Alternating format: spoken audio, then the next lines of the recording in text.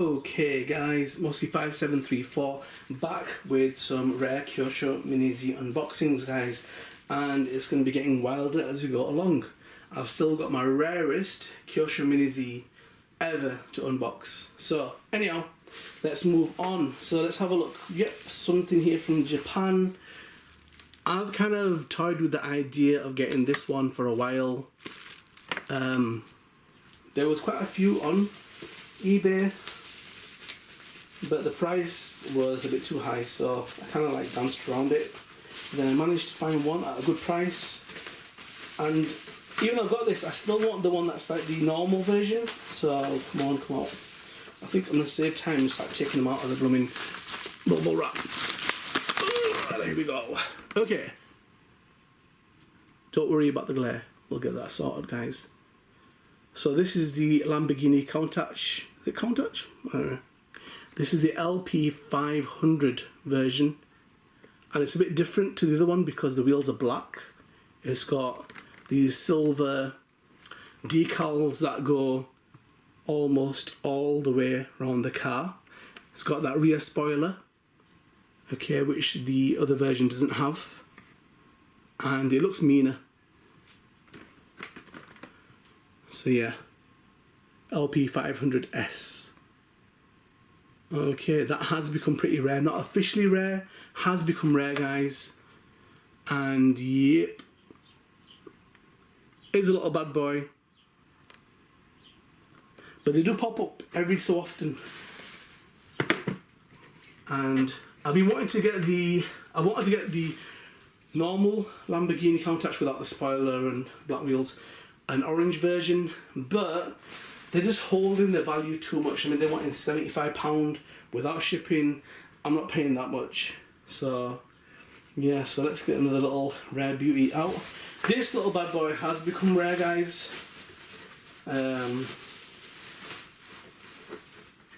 Yeah, it wasn't really rare in the beginning, but has become much more rarer.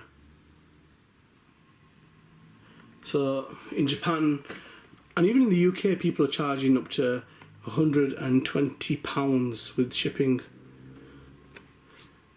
for this. You can get it in silver. The silver shot up in price, it's doubled, but this is tripled in price. So that's a Porsche 911 GT3 RS in white. Actually become pretty rare.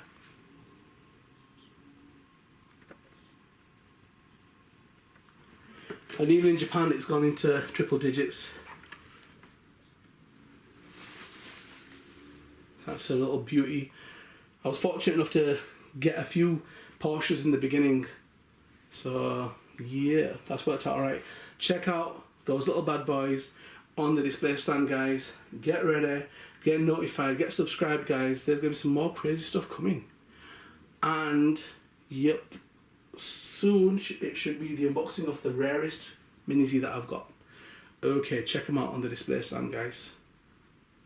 Okay guys, here we've got the Lamborghini Countach, and this is the LP 500S in black. Now there's a bit of discrepancy about, is this really the LP 500S? Because it was supposed to be called the LP 500R. That was produced in 1977, so I don't know if that's something to do with trademarking or Kyosho will get it, or. And there's only supposed to be one of these in the entire world, which is really crazy because I think it had its custom paint job. It was taken away and had a custom paint job done to it. It was imported into Japan in 1977, and they painted the black with the white graphic lines. And there's supposed to only be one, so yeah, that's crazy. So anyhow, this is Black Nero Tenebra, and this is first produced in 2005 and then again 2007, and it's supposed to be very difficult to find. Saying that though, recently quite a few have cropped up on eBay, even in the UK, which I'm really shocked about because you expected that to be the case in Japan. I've seen it in red, I've seen it in blue with gold wheels. I actually like the plain one as well, without the spoiler. I think it just has its own charm, and I like the orange that it comes in. Anyhow, so this is a 90mm M wheelbase car. I believe it's a rear motor mount, and the front is supposed to be 1mm narrow on the front and 3mm wide rears. It has the Campagnolo Bravo 5-hole type black wheels on it. I do like that paint job. I think it is really cool, really custom. It's got its own charm. That needs to be in a vid. Definitely does, guys. This also sported the gull wing doors, or scissors doors, as some people like to call them. So that was all hype when we were kids, guys. We used to love the Testarossa and these cars just because of that one thing. It was just crazy. So this had, it was a mid-engine supercar, and it was produced obviously by Lamborghini from 1974 to 1990. And this popularised the wedge-shaped, sharply angled look popular in many high-performance sport cars. The cabin-forward design concept, which pushes the passenger compartment forward in order to accommodate a larger engine, was also popularised by this car. So in 2004, the American car magazine Sports Car International named the car number 3 on the list of top sport cars of the 1970s, and it was listed as number 10 on their list of top sports cars of the 1980s. So the word Countach, pronounced as Countach, okay, is an exclamation of the astonishment in local Piedmontese language. It generally is used by men on seeing an extremely beautiful woman. Hey! Okay, so they had a prototype that they basically released in 1971 in the Geneva Motor Show. And as we know, these cars are named after bulls that were involved in bullfighting. So yeah. Because the logo of Lamborghini, as you know, guys, it is the bull. And I didn't know that, but all of them, either their names of famous bull owners or bulls. Like the Murcielago was a bull that had been stabbed like 27 times, and it still fought on, so they decided to spare its life, and it carried on living on a farm and just basically put out to breed. It was a stud. But yeah, so it was named after that. So in tradition with their logo, they seem to name their cars like the Muira. That was a traditional family that used to breed bulls, livestock. So yeah, a lot of them have got that name.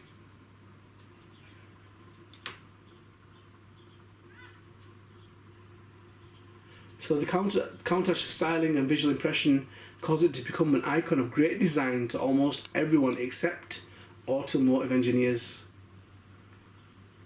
So the superior performance characteristics of later Lamborghini models such as the Diablo or the Murcielago appeared to performance car drivers and engineers, but never had the originality or outrageousness that gave the Countach its distinction.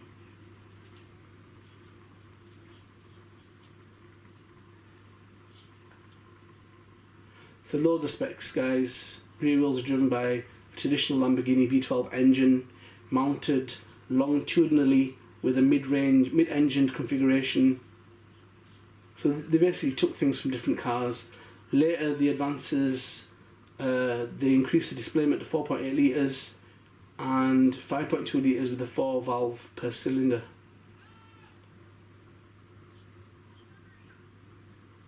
The skin of the car was basically made out of aluminium, which was like an aircraft grade space frame that they used in racing cars.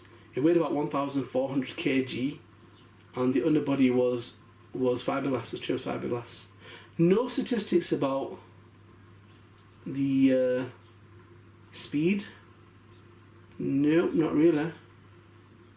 Okay, but yeah, definitely rare.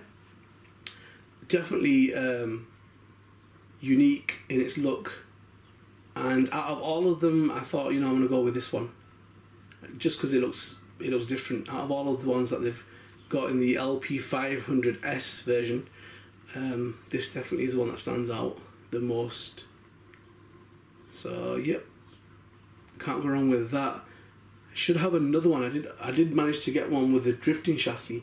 I don't know why I thought they were 98mm. See, a lot of the Ferrari cars and Lamborghinis are 98mm, but this one's much shorter at 90. But that's in scale with the realism, because it was a two-seater car with the cockpit pushed forward. That's obviously why. So, yep, definitely rare, definitely a little beauty. Well, it means that, innit? Man that sees a beautiful woman. And definitely want to be in the collection. It deserves its place right there, guys. And if you're liking this, you're going to love the stuff that's to come. But you need to get subscribed and notified, otherwise you're going to miss out. So, guys, check out the other cars and don't forget to get notified. Okay, guys, so here we have the Porsche 911 GT3 RS in white, and this wasn't originally rare. It's become rare now. People are selling this for, even in the UK, for a lot of money. And this is a 90mm wheelbase car, and I'm surprised because I haven't come across an all-wheel drive version of the Porsche cars, and I can't understand that, because I don't think yeah, it's narrow. The wheels are narrow, or rear wheels are wide. Okay, right. But still, that would be pretty easy to make into a drift car. Hasn't been released as one, but yep. So that is, it's more like an ivory kind of colour than white. But you can get red, well, it's kind of like an orange. You can get silver, that's doubled in price. But white seems to be a rarity now. So the Porsche 911 GT3, guys, is the higher performance version of the Porsche 911 sports car. So basically, this was the higher performance models that they started to create in 1973. The 911 RS, and the GT3 is named after the Fédération Internationale d'Automobile, the FIA. So there's a GT3 class in which it was designed to compete. So this little bad boy, so in these races they had to recreate a road car as well. For some of these, there had to be cars that had been produced as road cars, and then they could be hopped up in the races as well, because I know that was the case with the 911 GT1. So yeah, there's been more than 14,000 911 GT3 cars that have been produced. The 991 generation GT3 was introduced in the Geneva Motor Show in 2013, and they've actually had quite a bit of success with the GT3. In the One Make National Performance Carrera Cup Series, the International Porsche Super Cup, it's also won like championships endurance races, including the GT class of the American Le Mans Series 7 times. Whoa, smashed it. And first overall in the 24-hour Daytona, and first overall at the 24 hours Nuremberg 6 times. I always find that right tongue twister. 6 times. Well, them are some serious accomplishments, because they're like world renowned courses, aren't they, all over the world? So yeah, I had a friend who had a Porsche Boxster, and yeah, I think with some of the Porsches, people needed to have lessons on how to drive them, because I know in that period a lot of guys were crashing their Porsches. I don't know if it's a bit tail happy, but the 4x4 version's brilliant, but I think the ones that were I can't remember, but I remember he used to struggle setting off and his car used to power slide a bit. Anyhow, that's definitely rare and is going to become rarer as we go along. And it's a nice machine. And I always felt like the Ferrari 430, F430 and the 360 Medina and the 612, Yeah, I felt like they moved away from the Ferrari shape at the front and went towards the Porsche shape. But obviously the twin lights at the back, that's always been their hallmark. Until the Skyliner nicked it. Okay, right, let's move on, guys.